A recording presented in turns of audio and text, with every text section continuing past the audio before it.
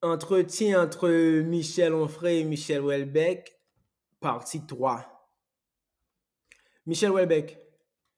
Michel, je voulais aborder la question souvent polémique du grand remplacement. Michel Onfray. Toujours polémique, vous voulez dire? Michel Houellebecq. Oui. Michel Onfray. Vous y croyez, vous, au grand remplacement? Michel Houellebecq.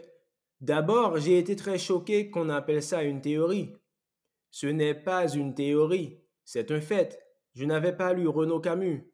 Je voulais le lire depuis longtemps parce que j'estime Emmanuel Carrère, et qu'il a écrit à plusieurs reprises, que c'est vraiment dommage que Renaud Camus défende ses positions. C'est un si bon écrivain. Bon, j'ai fini par lire, et c'est vrai, Renaud Camus est un bon écrivain, ça ne fait pas de doute. Donc il a constaté un grand remplacement ou, pour être plus précis, la modification de la composition ethnique et religieuse de la population européenne. C'est une évidence statistique. Mais contrairement à ce que je croyais, il y a quelques traces de complotisme en lui. J'ai été surpris qu'un homme à l'évidence intelligent émette l'idée qu'il y aurait un complot orchestré par ce qu'il appelle les Davocrates, une espèce de groupe issu du forum de Davos. Pour moi, il est évident qu'il n'y a aucun complot. En matière d'immigration, personne ne contrôle rien. C'est bien là tout le problème. Il y a juste une réalité démographique écrasante. En 2050, rien qu'au Nigeria, il y aura 400 millions d'habitants. Pendant ce temps, l'Europe continuera de se dépeupler. Après, c'est de l'hydraulique. Le transfert se fera et la composition de la population changera. Sur le plan ethnique, ce qui ne me dérange pas particulièrement, mais aussi sur le plan religieux, ce qui me dérange bien davantage. Alors, comment résoudre cela? Limiter la population humaine est impossible. Il faudrait contrôler, maîtriser les naissances, et l'Occident ne peut pas maîtriser les naissances africaines. Les pays africains non plus. Cela va mal finir, en effet. L'Europe sera emportée par ce cataclysme. Michel Onfray, je souscris à cette idée, et je remarque que même Mélenchon valide le grand remplacement, qu'il appelle simplement par un autre nom, la créolisation. Michel Houellebecq. Mélenchon essaie de passer pour un type cultivé de temps en temps. Il aime bien employer un mot rare, mais il ne le fait pas toujours à bon escient. Je suis blanc, je suis né à La Réunion, outre-mer donc. C'est cela être créole. Je suis créole. Le mot juste est métissage. Michel Onfray. Entièrement d'accord, il n'est pas cultivé. J'ai déjeuné une fois avec lui. À l'époque, il n'était pas encore question qu'il soit candidat à la présidentielle. C'était très en amont. J'ai passé un repas assez consternant, durant lequel j'ai constaté quelle lecture il faisait de la Révolution française, en se bornant, en son trotskiste, à Mathiez et Soboul, ce qui est éminemment sommaire.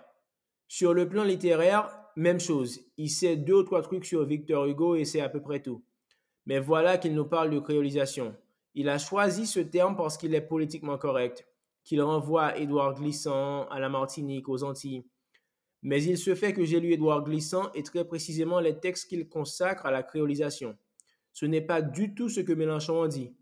Glissant est un formidable poète lyrique, mais dès qu'il se met à faire de la politique, on se dit qu'il n'a pas fumé que du tabac. Selon lui, la créolisation peut théoriquement se faire de manière pacifique, mais pratiquement cela ne s'est jamais passé autrement qu'à travers la violence, et il trouve cela formidable. Il choisit un exemple marin en expliquant que la créolisation est l'avènement d'une société de méduses. Je suis désolé, mais moi, dans la mer des Antilles, je me suis fait brûler par des méduses. Et je ne comprends pas bien pourquoi on ferait d'un animal venimeux un paradigme sociétal. Ou plutôt, je crois bien comprendre pourquoi je ne comprends pas très bien. Glissant, c'est très lyrique, c'est très poétique, mais ça n'est pas sérieux. De cela, Mélenchon se moque. Il est d'ailleurs probable qu'il n'ait même pas lu Glissant et qu'il l'interprète de manière militante et fautive parce que trois personnes de son équipe lui ont fait une note. Ce qu'il dit de la Révolution française montre qu'il ne travaille pas ces sujets en profondeur. Il sait juste impressionner les journalistes et leur cacher qu'il est en réalité un jacobin favorable à la violence. J'en viens à ce que je pense du grand emplacement.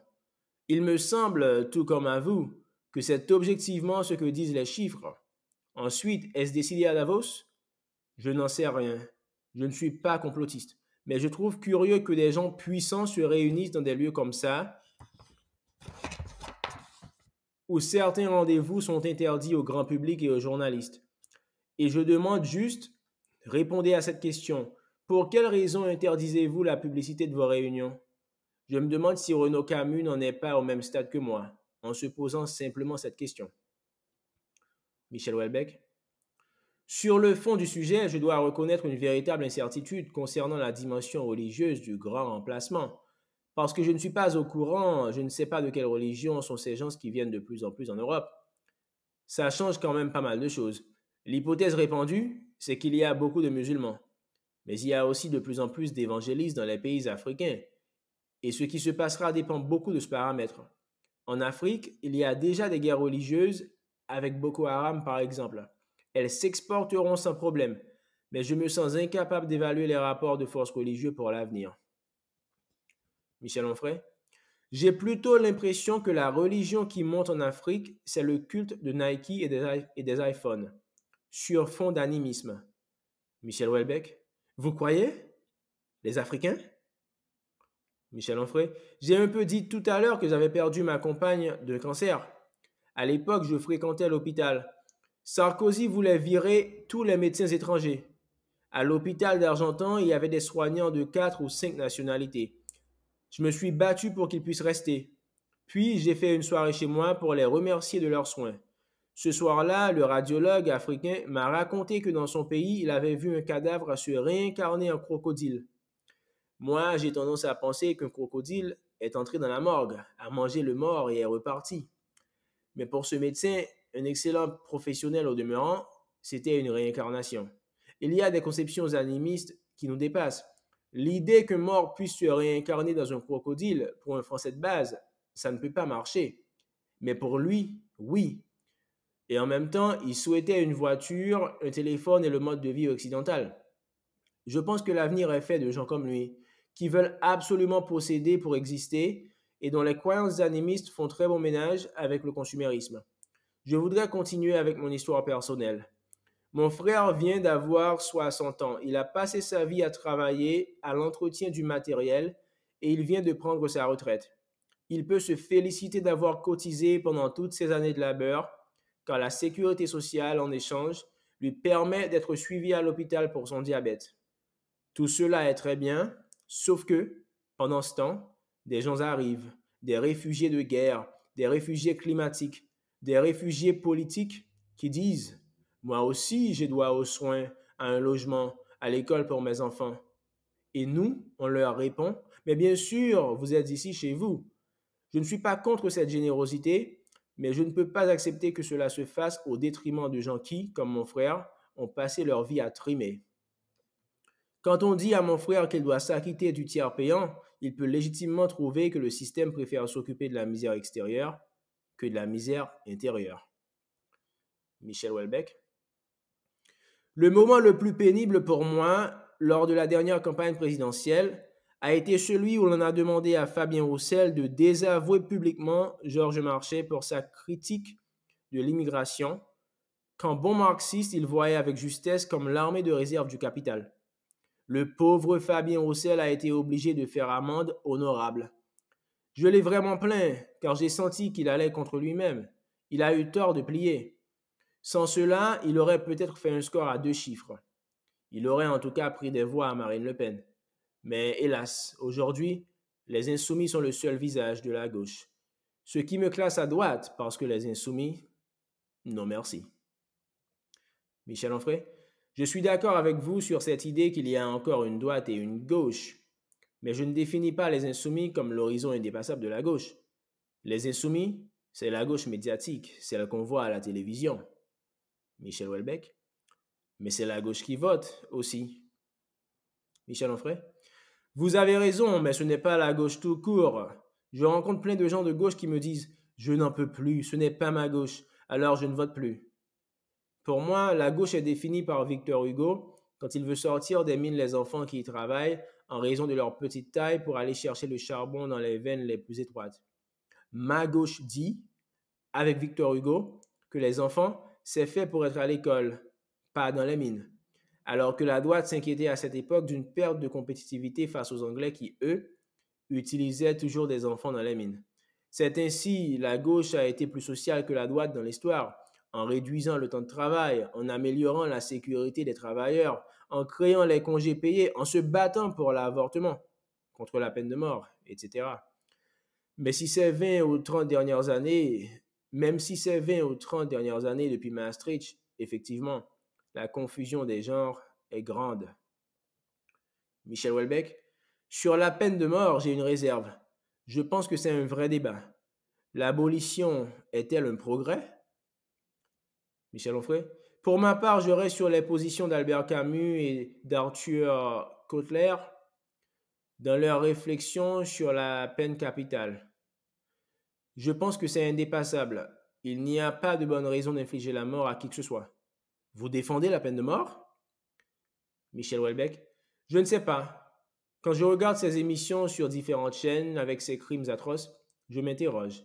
Les familles des victimes demandent clairement vengeance. C'est une réaction normale. Michel Onfray, justice n'est pas vengeance.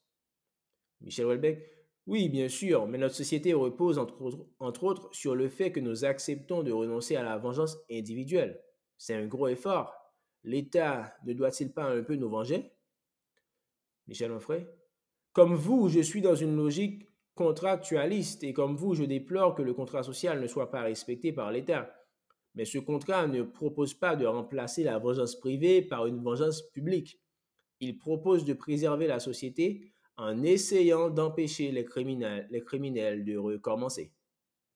Michel Houellebecq, non, ça c'est le deuxième but de la justice. Le premier est d'assumer une mission de vengeance. L'intervention de l'État a pour conséquence que ce n'est pas une vengeance pure, c'est adouci par rapport à la loi du talion. La peine de mort est un adoucissement par rapport à une mort infligée après de longues heures de torture et d'actes barbares. Michel Onfray, alors, il fallait encore plus adoucir la justice. On l'a fait en abolissant la peine de mort. Michel Houellebecq, je me demande si nous ne sommes pas allés trop loin. Michel Onfray, je raisonne à partir de mon cas personnel. J'ai souffert dans mon enfance et je n'ai jamais pensé qu'infliger de la souffrance à ceux qui m'ont fait souffrir abolirait ma souffrance. Michel Houellebecq, oui, mais beaucoup le pensent. Michel Onfray, eh bien, ils ont tort. Vous avez perdu quelqu'un? Admettons qu'on décapite la personne qui a tué la personne que vous aimiez. Il se passe quoi le lendemain? Michel Houellebecq, je vais quand même un peu mieux. Michel Onfray, ça ne ramène pas la personne que vous avez perdue. Michel Houellebecq, non, ça ne ramène personne, mais je sais que le coupable est mort. Ça rétablit un équilibre. Michel Onfray, je pense que l'emprisonnement y suffit. Michel Houellebecq, ça ne me paraît pas suffisant pour certains crimes. Michel Onfray, dans les conditions actuelles, sans doute, nous vivons dans la jurisprudence de Michel Foucault, qui était très problématique d'un point de vue intellectuel. Il pensait que la société est toujours coupable, les criminels toujours des victimes. C'est dommage de construire un projet de société sur ces visions-là. Il faut repenser le système pénal de fond en comble. Quand on met des petits dealers, des petits cons à qui il manque surtout un coup de pied aux fesses, dans les mêmes prisons que des violeurs et des braqueurs, ce n'est pas possible. La décadence de notre société se constate aussi dans les prisons. Michel Houellebecq, je vois les choses sous un autre angle.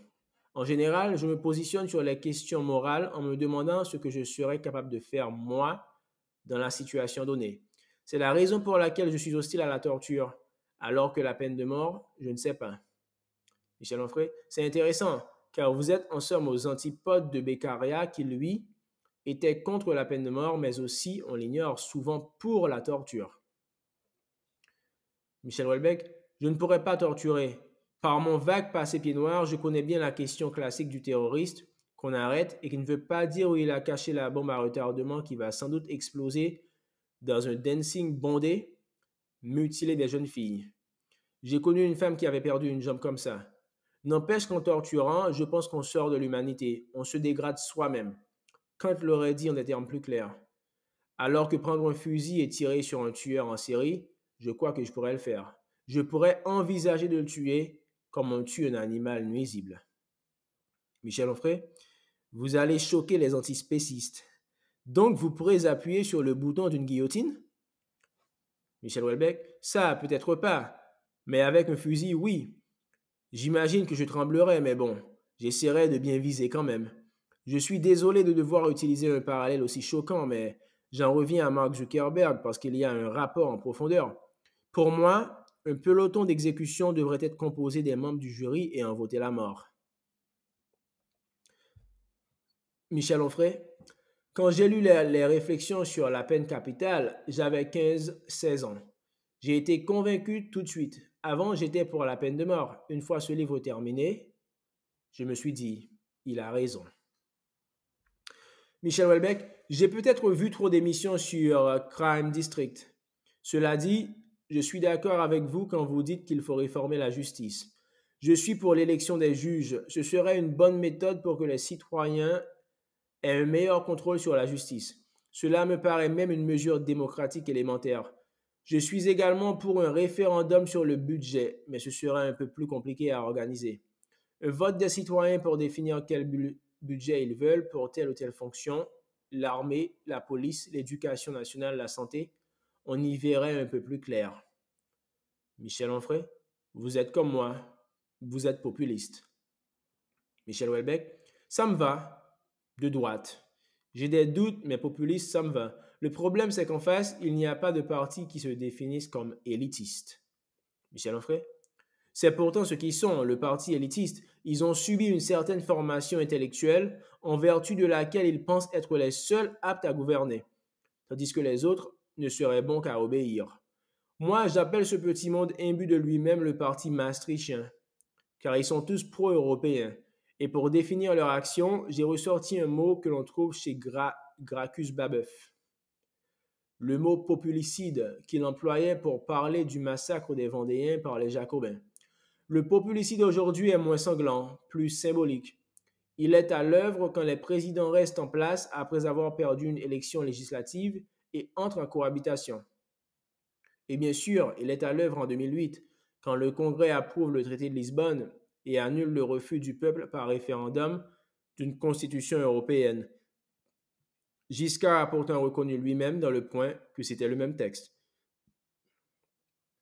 Michel Houellebecq, le seul pays du monde à ma connaissance où l'on tienne un peu compte de la vie de la population, c'est la Suisse. Or, la Suisse est-elle un pays mal géré? On peut difficilement le soutenir. Alors que dans un pays voisin, le nôtre, des énarques, qui sont sans doute très intelligents, prennent des décisions plus bêtes que celles d'une population censée être ignorante. Daniel Cohn-Bendit a dit un jour, on ne va quand même pas faire voter les gens à tout propos. Curieusement, j'aime bien Cohn-Bendit, mais il est symptomatique de l'arrogance d'une caste qu'il incarne à la perfection. Ses duos avec Luc Ferry sont un pur délice. Macron aussi a des moments de vrai mépris. Michel Onfray, voilà pourquoi mes amis et moi avons fondé Front Populaire, pour donner le moyen au peuple de résister à ce mépris. Et je constate que nous marquons des points, que nos idées sont reprises, nous progressons. On peut y arriver. Michel Onfray, Dieu vous entende. Michel. Michel Houellebecq, Dieu vous entende. Michel. Fin.